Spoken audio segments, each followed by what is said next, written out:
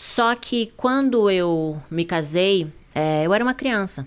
Então eu morava com a minha sogra e foi maravilhoso. Aos 21 anos, quando a gente foi morar sozinho, eu e ele, a gente comprou um apartamento, eu me vi uma criança cuidando de outra criança, mimada, porque minha sogra me mimava. Eu não sabia cuidar da casa. Então eu brigava por causa de um copo de água na pia, uma toalha em cima da cama, sabe? Então, nosso casamento virou um inferno, porque eu não sabia ser uma boa esposa, eu não sabia. Pô, Eu tinha... difícil, você era uma criança. Eu era uma criança. E aí, aos 21 anos, só que ali, Rafa, a ambição cresceu dentro de mim. Porque eu comecei a ver as pessoas... Sabe quando você começa a ver o mundo? Pô, a pessoa tem carro. Eu quero ter um carro, sabe? Eu quero me vestir bem. Você começa a ver que existem pessoas que crescem financeiramente. Então, eu era coordenadora de RH de uma empresa de marketing promocional em Porto Alegre. Eu comecei como demonstradora no supermercado. E como eu sempre fui muito comunicativa e feliz, assim, sabe? A empresa que eu trabalhava me contratou como recepcionista, depois auxiliar do RH e depois coordenação do RH, mesmo sem faculdade. E aí eu dava o meu melhor, sabe? A primeira a entrar, a última a sair, sempre fiz direitinho o meu trabalho e sempre cresci assim. Aí com 21 anos, meu casamento acabou e aí eu me vi cheia de conta para pagar. Na época, eu contratava meninas para fazer evento nas feiras. Perfeito. E aí, quando eu falei com uma amiga minha, que eu tava com uma crise financeira, ela disse, olha, eu tenho uma amiga que fechou numa casa noturna e ganhou R$500. Eu disse, pá, R$500? O que ela fez? Ela tirou roupa? Então eu vou tirar roupa. Claro. Só que não foi bem o que aconteceu, né? Eu entrei...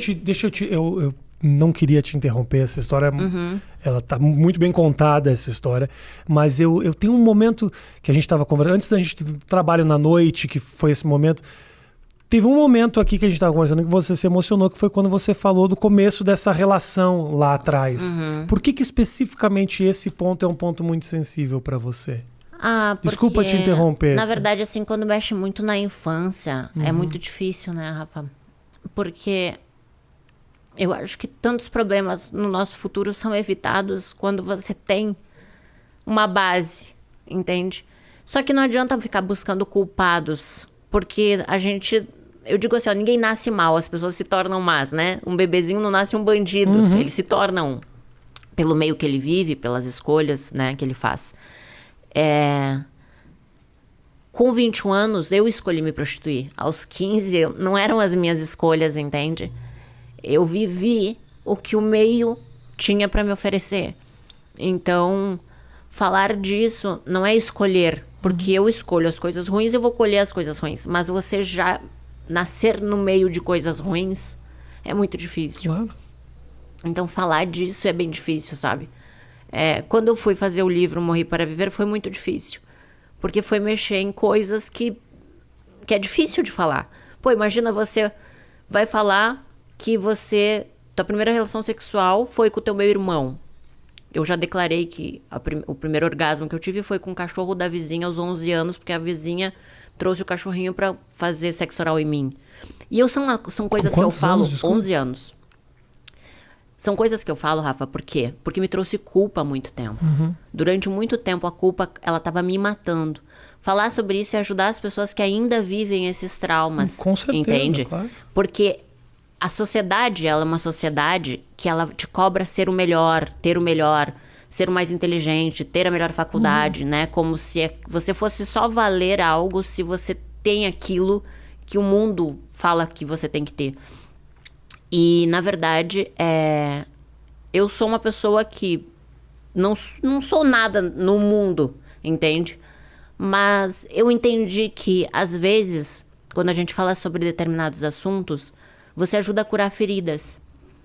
Quando você fala o que você sofreu, você tira um peso de dentro de você, você tira uma pedra que muitas vezes te leva à depressão. E você escondeu essas histórias durante muito tempo? Esconder durante muito tempo. Então, hoje eu entendo, escrevendo livro, fazendo acompanhamento com psicólogo, com psiquiatra, eu consegui entender que, na verdade, muitas das minhas emoções estão relacionadas à minha infância, né? Estão relacionadas aos meus traumas, à rejeição. Eu sempre tive muito medo da rejeição. Então, eu já rejeitava com medo de ser rejeitada. Eu não conseguia ter relacionamentos duradouros com homens porque eu fui abusada sexualmente, então eu não conseguia confiar em homem. Então eu vi que muitas coisas que aconteciam na minha vida era uma bagagem que eu levava, uma mochila nas minhas costas. Então quando eu fiz o livro Morrer para Viver, foi justamente botar esse lixo para fora, sabe? Foi entender que assim, eu não posso mudar o passado. Claro. Ele existe. Só que eu posso fazer novas escolhas, entende? Eu não sou aquilo. Eu vivi aquilo sim. Por algum momento eu vivi e fui isso, mas hoje eu decido não ser mais.